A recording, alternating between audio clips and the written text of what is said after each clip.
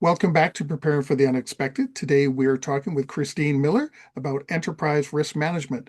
Chris, great first and second segment.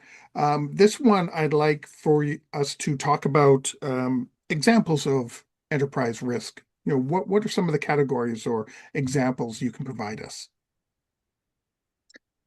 Well, there's many to think about, and in that segment that I've mentioned, that I'm working on a more detailed training package in enterprise risk management going online soon. I've come up with 14, but a lot of them overlap. And what I've seen in the better risk registers is where you actually have the enterprise risk.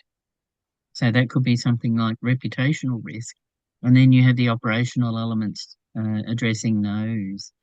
So, as I said, I've come up with 14, and there's a long list, and they're not independent. They're overlapping. So, things like strategic risk, operational risk, I mentioned many times, financial compliance, reputation. And you can see how things like reputation, compliance, legal risks might relate. Cybersecurity is front of mind, but also physical security. Don't underestimate that. Human capital, environmental risks, and of course, one of my colleagues puts it very well. The climate has changed, and we're now looking at new records being written in the flooding in northern New South Wales.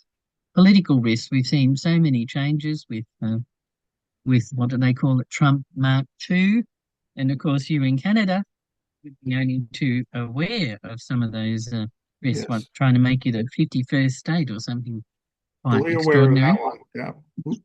Yes, even in faraway Australia, we've heard about that and gone. "Huh?"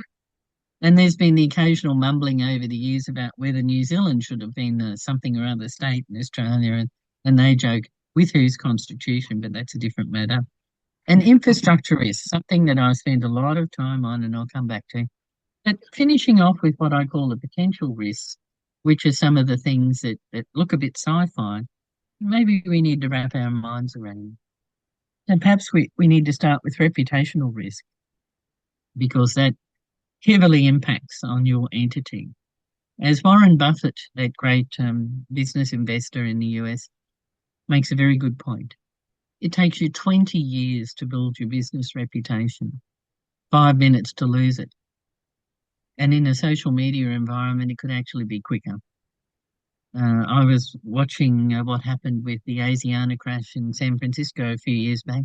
Their share price dropped from the third largest airline by capitalization in Korea to the fifth before they made their first public statement, their first media announcement in public. Now, I don't know exactly how many dollars that is, but every time Qantas buys a plane, it impacts on our expenditure in Australia. So I can imagine it impacts in Korea too. So we're talking about a lot of dollars. So reputational risk has become front of mind for many senior people, excuse me. And so, as I said earlier, I work for a lot of people with chief in their name. And so they think a lot about reputational risk. And of course, in the social media environment, often things can be misconstrued, taken out of context, given entirely the wrong spin. So a lot of my practice involves process management plans. Excuse me. Process management plans. How are you going to get prepared for a reputational crisis? How are you going to exercise your crisis management team, your communications team? And I advise clients to do that at least on a 6 monthly basis. I don't know if it's the case in Canada, but in Australia, we tend to turn over our communications teams quite frequently. So you need them to be ready for your business in terms of traditional and social media, as well as internal and external. Often when there's a challenge, you kind of forget about your own staff. Mhm. If you're running a larger business, people are always interested in what's happening in the next office or the next region or something. They might have worked there. And they might have had friends who still work there. So they'd like to know what's going on. So don't forget about internal communications as well as external communications. And these are all things that you can prepare. Smart businesses are finding a lot of friends during business as usual times, so that when something happens, it's often your friends that will defend you rather than you having to argue the case about misunderstandings. I've seen that, for example, with Queensland Police, where I used to work, when there were flood problems and people were criticising their failure to respond quickly enough. It was their friends on social media that came to their defence. So Hmm. building up as a business as usual, that stock in the reputation space. How about human capital risk? Yes, that's another one, and that's becoming more and more an issue. I understand in the cybersecurity space, we'll be thousands of staff short of what we need. Now, of course, AI is helping us in some of that space to detect things and deal with them faster, but we still need people. And no matter how good their AI is, I've just spent 3 days attending a virtual hybrid event in New Zealand where we've been talking about AI and emergency management. Terrific. We get AI models, particularly of fire and flood and so on, to prepare our resources and target them better. But you still need a human to actually check it. As wonderful as some of these models are, the AI models are not always as au fait with the nuances of some of these things, particularly in the emergency management space, but also in other parts of business. So we are moving some of the human capital away from routine business and handing that over to AI, but we still need the humans. And of course, we need the humans for innovation and for developments and so on. So it's actually quite a blessing to be moving people away from routine tasks into a space where they can be more productive, more innovative, and moving your business forward. We talk about opportunities. Here's some real opportunities. A lot of people see AI as a risk, as a threat, as a hazard. No, no, no, no. You're misunderstanding.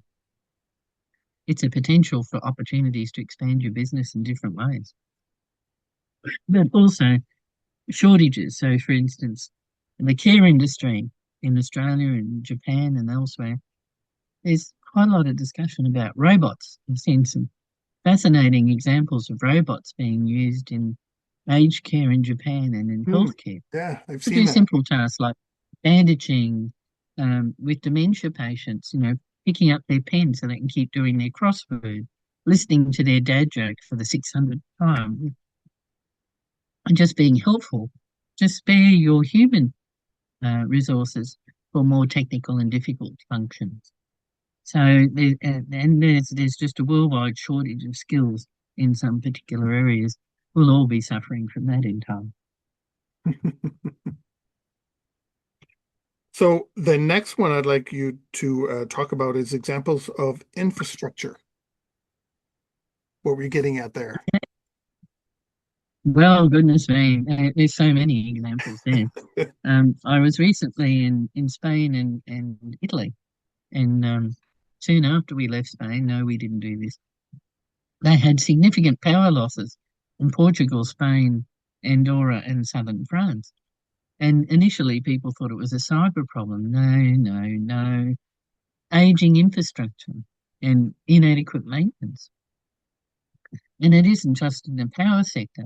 In many of our what we call lifelines in New Zealand, critical infrastructure in Australia, I don't know what you call it in Canada, but things like power, communications, finance, water, the list is long. And all of these things, if they fail, our businesses are in all kinds of trouble. And food security is increasingly becoming an issue, particularly, say, if you're in Gaza. Oh my goodness. Even though the Israelis are now letting some trucks in, they're the logistics of getting the food from the trucks to the people in desperate need. So all of this space, and some years ago I was in Genoa walking under the port facilities there and looking up at these concrete pillars above me of roads, which a few years later collapsed. Hmm. The bridge of one of those bridges that I was probably walking under collapsed onto a train, onto the uh, train lines. So, and it turned out when they did the after action review that it was both badly designed and badly maintained. And a lot of our critical infrastructure is way beyond its alleged usable life. And the only thing that's saving us was it was heavily over engineered in the first place. And all of these things will have flow on effects to your business. Now, it may be beyond your business to, to mitigate, but you need to prepare for it. What happens if you lose power? And what happens if you notice that a bridge, as an example, of one in Genoa, because I remember the one that you're talking about, the one that went over the valley, so to speak, collapsed in the middle. Um, if you only have suppliers that come from, let's say, the other side of that valley, how else do you get your product across to the other side? Or how do you get your suppliers to come to you? Do you have somebody on your side? Like, you're not just relying on this one route. Everything we get comes from somewhere else over here. Well, we got to spread that out a little bit, right? So there's an opportunity there, if, as you mentioned earlier on, to look at different ways of mitigating that risk of that one single route. Exactly. And of course, Genoa was the third largest container port in Europe. And this was a key highway route, which then meant the trucks had to go through suburban areas Hmm. that were not designed for that kind of heavy traffic. So, what is plan B? Now, if your goods and services come through Genoa, are you going to put it through Civitavecchia or Napoli? What are you going to do? Then you're going to add extended road transport. So there's all these questions that you need to pay some attention to, particularly if you've got those what we call single points of failure. What are you going to do? What is plan B?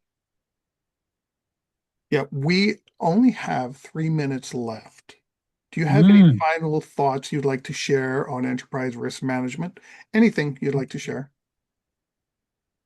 Well, it's all about preparedness, I believe, and mitigation. Think about these things. What can you do to prepare? What could you do to mitigate?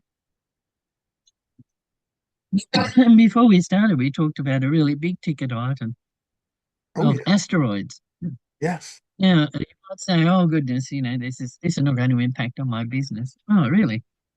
But if you work for NASA, the European Space Agency, the Japanese Space Agency, or the Indian Space Agency, now these are very serious people who work on evidence base. They don't waste their money sending asteroid missions to try and bump asteroids away from the Earth just for the hell of it. They do it because their enterprise risk assessments indicate they could have a huge impact on Earth were any of these asteroids even to have a close approach. They don't actually need to hit the Earth, they just need to get close enough to be a problem. Yeah. So here's a wonderful example of enterprise risk management at a sort of global level that that we see in other organisations, and that they're willing to invest money to try and mitigate, to prepare, so that should any of these asteroid or orbits come dangerously close, we are prepared. We know what we're going to do. Now, your business mightn't be a space agency, it might be something more modest. But what can you do to prepare? What can you do to mitigate? Yeah, and the asteroid example was actually in the papers late March, early April, somewhere around there, Mm. where it was in the headlines all the time about this potential asteroid. And usually that's a joke, like, oh yeah, yeah, we're going to prepare for an asteroid strike. But to your point, sometimes that's a red flag.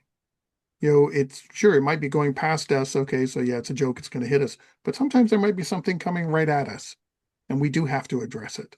And which is what, Well, just quickly, we had solar storms in yeah, May of last year that resulted in 500 satellites being steered away. Does your business rely on GPS? Do you have a trucking business, for instance, where your couriers need GPS? If your satellite's moving around, your GPS could be damaged. Yep. And if your satellite gets fried because of a solar storm, then you're really in trouble. So, some of these big ticket items, they can impact on real small businesses too. Yeah, we already have issues with GPS sometimes taking us to dead end roads or wanting us to go across a river where there's no bridge. So we don't need to compound that. No, don't worry. Siri tried to send my husband and I down a one-way street the wrong way in Sydney some years back. That was pretty unhelpful. Well, we've come to the end of the show, Chris. Thank you so much for sharing your expertise and your time with us to talk about enterprise risk management. My pleasure, Alex. Always happy to catch up with you. Thank you. Oh, you're welcome, and I'm sure there'll probably be another time too. Thanks, and all the best to your viewers and listeners. I hope it's given you some food for thought. Thank you once again, and everyone watching and listening, stay prepared, everybody.